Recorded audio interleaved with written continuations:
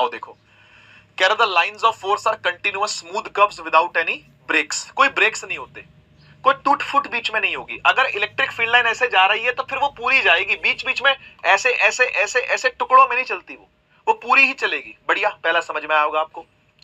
दूसरा कह रहा था lines of force start at the positive charge and at the negative. देखो, पॉजिटिव से हमेशा बाहर निकालते हैं इलेक्ट्रिक फील्ड को और नेगेटिव की तरफ लाते हैं हमेशा।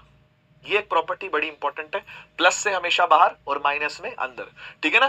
कह रहा है they can not form closed loops, वो क्लोज लूप नहीं बना पाएंगे क्योंकि प्लस से निकली है और माइनस में जाके टर्मिनेट हो जाएंगी।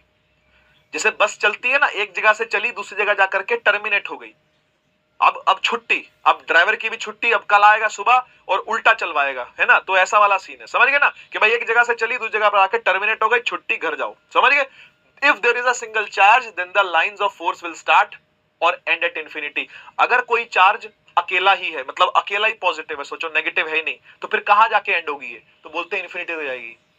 कहां जाके एंड होगी? इंफिनिटी तक जाएगी। तभी तो वो ग्राफ जो था वो जीरो को टच नहीं हुआ, है ना। जो ई का ग्राफ आर के साथ था वो ऐसे ऐसे चलता जा रहा था, वो टच नहीं होगा कभी भी, है ना। वो नीचे टच नहीं हो सकता क्योंकि ये इंफिनिटी तक जाती है, ठीक है। इलेक्ट्रिक फील्ड इंफिनिटी तक जाती है। तीसरा देखो, कह रहा है the tangent to a line of force at any point gives the direction of the electric field at that point.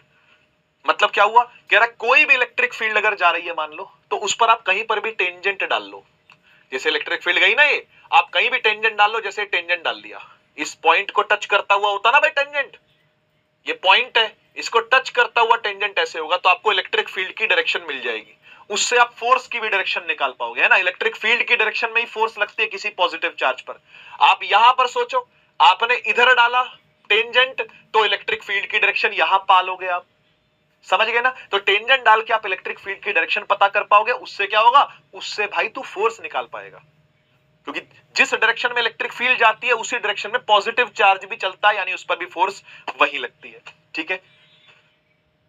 Without planning IMCT prepare करने का कोई फायदा नहीं, क्योंकि यहां से तुम लोग सेल्फ कभी कोई दो लाइंस इंटरसेक्ट नहीं करेंगी, नेवर इंटरसेक्ट ईच अदर। और इसका रीजन क्या दिया हुआ है, इसका रीजन दिया हुआ है कि भाई फिर दो टेंजेंट हो जाएंगे।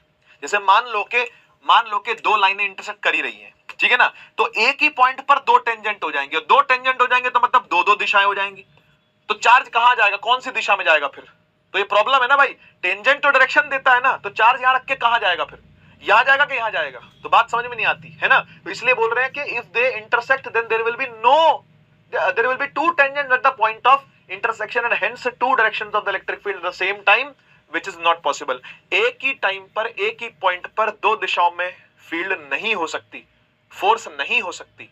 इसीलिए आपसे ये कहा जा रहा है कि भाई इंटरसेक्शन कभी नहीं करेंगी, ठीक है ना। दो फील्ड लाइन कभी भी क्रॉस नहीं करती एक दूसरे को, ठीक है। आगे, the lines of force have a tendency to expand laterally. ये भी एक प्रॉपर्टी लिखी हुई है कि भाई जब पॉजिटिव चार्ज सामने आते हैं ना, तो ये ट्राई करती है एक दूसरे से दूर भागने की, तो ये एक्सपैंड करती, खिंचती है ये पीछे की तरफ, देखो, so as to exert a lateral pressure on the neighbouring lines of force. This explains repulsion between the two similar charge. Similarly जब एक पॉजिटिव नेगेटिव होगा ना, तो एक तरीके से दबती है, बंधती है आकर के। प्लस प्लस वाला लेटरली एक्सपैंड करेगा और प्लस माइनस वाला एक तरीके से श्रिंक करेगा, ऐसा समझ सकते हो आप। लिखा the relative closeness of the lines of force gives a measure of the strength of the electric. मतलब जितनी ज्यादा डेंस फील्ड होगी उतनी ज्यादा स्ट्रॉन्ग फील्ड होगी। जैसे यहां पर देखो, इस इलाके में देखो, क्या फील्ड स्ट्रॉन्ग नहीं है, क्या है, तो यहां पर हम क्या बोलेंगे कि फील्ड क्या स्ट्रॉन्ग है, समझ गए ना। जहां पर भी ये पास पास आ रही होगी वहां बोलेंगे फील्ड स्ट्रॉन्ग है। और इस एरिया में क्या है, इस एरिया में यहां पे वीक फील्ड है, समझ गए ना। इसे बोलेंगे स्ट्रॉन्ग फील्ड, इसे बोलेंगे स्ट्रॉन्ग फील्ड, इसे बोलेंगे वीक फील्ड, ठीक है। जब गैपिंग ज्यादा हो जाती है लाइन में तो वीक है, जब लाइनें पास पास होती हैं तो स्ट्रॉन्ग है, बढ़िया। और ये होती है यूनिफॉर्म फील्ड, जिसमें लाइन स्पेसिंग सेम रहती है, देखो ना, लाइन स्पेसिंग सेम है, सेम लाइन स्पेसिंग है, यहां भी यहां भी यहां भी यहां भी यहां भी सेम लाइन स्पेसिंग है, तो बोलते हैं यूनिफॉर्म फील्ड। क्या बोलते हैं? Uniform field. एक और इंपॉर्टेंट बात, लेकिन इसकी चर्चा जो है वो चैप्टर 2 में ज्यादा है, 1 में चर्चा नहीं है, लेकिन फिर भी सुन लो, किसी भी कंडक्टर के अंदर कोई इलेक्ट्रिक फील्ड कभी नहीं होती। इसके पीछे का कारण यह है कि जो बाहर से फील्ड आती है ना, तो वो अंदर में भी उल्टी फील्ड चलानी चालू कर देता है। अब ये क्यों करता है जानने के लिए चैप्टर 2 का आपको वेट करना पड़ेगा, ठीक है ना। तो अंदर में कोई भी फील्ड नहीं होती है।